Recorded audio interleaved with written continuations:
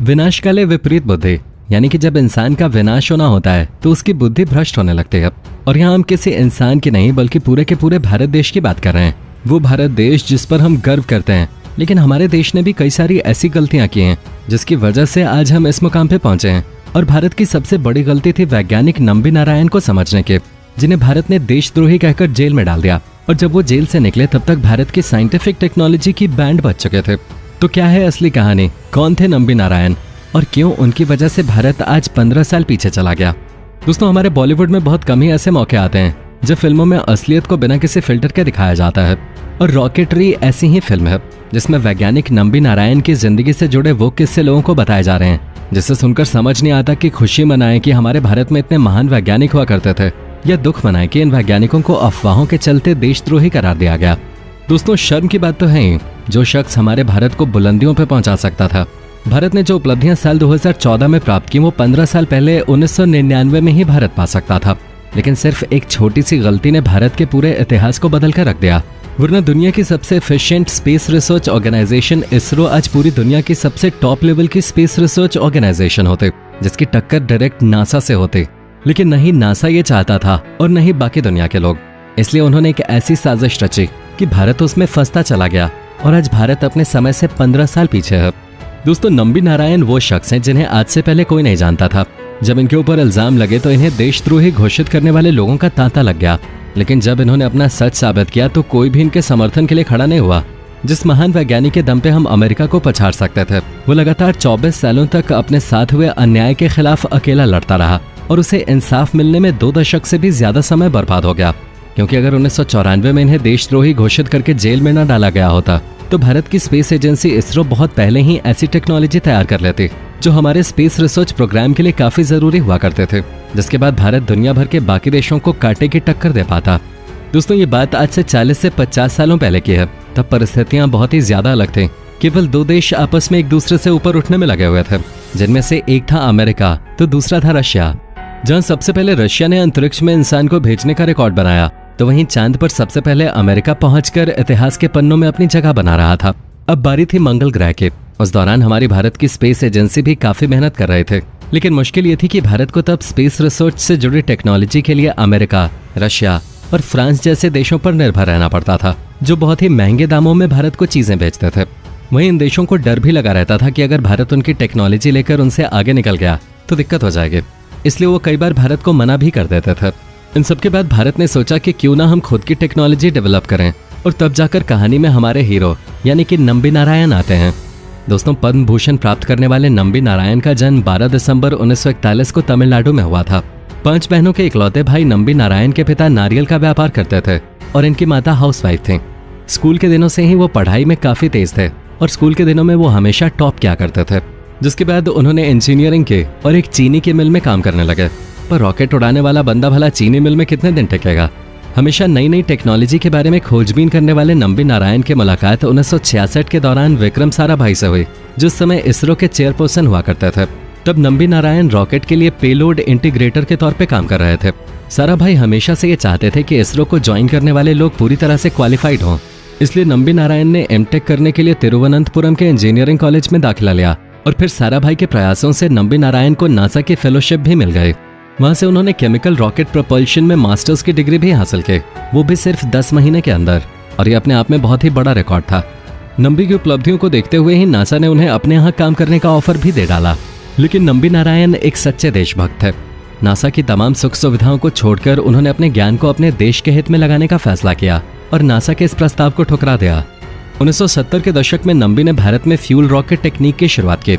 साथ ही वो भविष्य के लिए नई नई तकनीकों पर काम कर रहे थे और उन्होंने भारत में पहली बार लिक्विड प्रोपेलेंट मोटर भी तैयार कर दी। चीजें इसी तरह बढ़ती रहीं और नंबी नारायण अपने देश के लिए लगातार काम करते रहे। 90 के दशक में तो भारत स्वदेशी तकनीकों पर काम करने का पूरा प्रयास कर रहा था और उसी वक्त Nambi Narayan cryogenic engine project पे काम कर रहे थे। उन्होंने सरकार को भी ये भरोसा दिलाया कि भारत स्पेस रिसर्च में पूरी तरह से सक्षम है और हम अपना इंफ्रास्ट्रक्चर डेवलप कर सकते हैं, जिसकी वजह से आने वाले समय में भारत के स्पेस मिशन बहुत ही सस्ते हो जाएंगे। इन सारी चीजों को देखते हुए भारत की सरकार ने नंबी नारायण को क्रायोजेनिक इंजन प्रोजेक्ट का डायरेक्टर बना दिया। दोस्तों, क्रायोजेनिक इंजन लिक्विड फ्यूल वाले इंजन होते हैं, जहां ये रॉकेट टेक्नोलॉजी का एक ऐसा हिस्सा है जिसमें ईंधन के तौर पर लिक्विड हाइड्रोजन और लिक्विड ऑक्सीजन का इस्तेमाल होता है। इस टेक्नोलॉजी से पहले रॉकेट में सॉलिड फ्यूल इंजन का इस्तेमाल होता था। तब रॉकेट का वजन भारी हो जाता था, जिसकी वजह से खर्च कई गुना बढ़ जाता था। लेकिन क्रायोजेनिक इंजन प्रोजेक्ट के आ जाने से स्पेस प्रोजेक्ट काफी ज्यादा सस्ते और आसान हो गए। उसके अलावा लिक्विड ऑक्सीजन से ज्यादा पावर और थ्रस्ट प्रोड्यूस होते हैं। 90 के दशक में अमेरिका और ऑस्ट्रेलिया पहले ही इसे तैयार कर चुके थे। वहीं हमारे भारत में नंबी नारायण इस प्रोजेक्ट पे लगातार काम कर रहे थे। माना जा रहा था कि भारत जल्द ही इस टेक्नोलॉजी को बनाकर तैयार कर लेगा। भारत काफी खुश था, लेकिन जब ये जानकारी अमेरिका और रशिया जैसे देशों तक पहुंची तो इनके सिर पे दुखों के बादल मंडराने लगे। दोनों ही देशों को ये डर था कि अगर भारत ने इस टेक्नोलॉजी को विकसित कर लिया तो फिर वो भारत से अपनी टेक्नोलॉजी बेचकर मोटी कमाई नहीं कर पाएंगे, और इस टेक्नोलॉजी की वजह से भारत भी भविष्य में उनके बराबर पहुंच सकता है। इसी डर ने एक ऐसी साजिश को अंजाम दिया जिसका खामियाजा भारत को बहुत ही बुरी तरीके से भुगतना पड़ा। साल 1994 के अक्टूबर महीने में केरल पुलिस ने तिरुवनंतपुरम में मालदीव्स की मरियम रशीदा नाम की एक महिला को गिरफ्तार किया। गिरफ्तारी के वक्त मरियम के पास इसरो के कुछ रॉकेट इंजन के डिजाइन मिले, जिसके बाद यह आरोप लगा कि मरियम इसरो के स्वदेशी क्रायोनिक इंजन के डिजाइन को पाकिस्तान को बेचने वाले थे। जिसके बाद पुलिस ने इसरो के टॉप साइंटिस्ट और क्रायोजेनिक इंजन प्रोजेक्ट के डायरेक्टर नंबी नारायण समेत 2 और वैज्ञानिकों डी शशि कुमारन और डेप्यूटी डायरेक्टर के चंद्रशेखर को गिरफ्तार किया। इसके अलावा रूसी स्पेस एजेंसी के भारतीय प्रतिनिधि एसके शर्मा के साथ साथ मरियम की दोस्त फौजिया हुसैन को भी गिरफ्तार किया गया। इन सभी के ऊपर इसरो के क्रायोजेनिक इंजन प्रोजेक्ट से जुड़ी खुफिया जानकारी पाकिस्तान के साथ ही दूसरे देशों को बेचने के आरोप लगे थे। गिरफ्तार हुई महिलाओं का कहना था कि उन्होंने भारतीय वैज्ञानिकों को हनी ट्रैप में फंसाकर ये डिजाइन हासिल किए थे। जिसके बाद इंटेलिजेंस ब्यूरो ने क्रायोजेनिक प्रोजेक्ट के डायरेक्टर नंबी नारायण से पूछताछ शुरू की, लेकिन नंबी ने अपने ऊपर लगे सभी आरोपों को बेबुनियाद कहा और ये भी कहा कि ये सारी चीजें उनके खिलाफ हो रही साजिश है ताकि भारत अपने मिशन में कामयाब न हो सके। लेकिन उस समय किसी ने भी इनकी एक न सुने। बिना जांचे परखे पुलिस की कही बातों पर भरोसा करते हुए मीडिया ने भी नंबी नारायण को देश का गद्दार घोषित कर दिया। हर कोई नंबी नारायण के ऊपर उंगलियां उठा रहा था। किसी को सच्चाई का पता नहीं था, लेकिन लोग नंबी नारायण के पीछे हाथ धोकर पड़ गए थे। और ये सब कुछ तब हो रहा था जब नंबी नारायण क्रायोजेनिक इंजन बनाने के बिल्कुल करीब पहुंच गए थे। अगर ये प्रोजेक्ट सफल हो जाता तो देश की हालत कुछ और ही होती। हमारे देश का काफी पैसा बच जाता, जिसे देश के विकास के दूसरे कामों में इस्तेमाल किया जा सकता था। लेकिन नहीं, भला देश के दुश्मनों को यह कहाँ मंजूर था कि भारत आगे निकले, जिसकी वजह से नंबी नारायण की गिरफ्तारी के कारण भारत की स्पेस एजेंसी इसरो कई दशक पीछे चली गई। जो काम 1999 में हो जाता, उसी काम को होने में 15 साल और लग गए। नंबी नारायण अपनी बेगुनाही का सबूत दे रहे थे, लेकिन पुलिस कुछ भी सुनने को तैयार नहीं थी। उन्हें घर से उठा लिया गया और पूरे 50 दिनों तक उन्हें जेल में रखा गया और फिर अगले 2 सालों तक अलग अलग इन्वेस्टिगेशन एजेंसीज द्वारा उन्हें टॉर्चर किया गया। हालात तो ये भी हो गए थे कि उन्होंने सुसाइड का भी मन बना लिया था, लेकिन फिर 26 सालों के कड़े संघर्ष के बाद उन्हें न्याय मिला। जब ये केस सीबीआई के पास गया तो उन्होंने अपनी जांच में नंबी नारायण को निर्दोष घोषित किया और फिर बाद में ये बात सामने आई कि भारत के इस प्रोग्राम को रोकने के लिए ही नंबी नारायण को इन सारी चीजों में फंसाया गया था, जिसमें अमेरिका का हाथ था। क्योंकि अमेरिका जानता था कि अगर स्पेस टेक्नोलॉजी में भारत आत्मनिर्भर हो गया तो अमेरिका को खतरा पहुंच सकता है, और इसी डर से इतनी बड़ी साजिश रची गई जिसके बारे में किसी को भी मालूम नहीं था। पर अब दूध का दूध और पानी का पानी हो चुका है।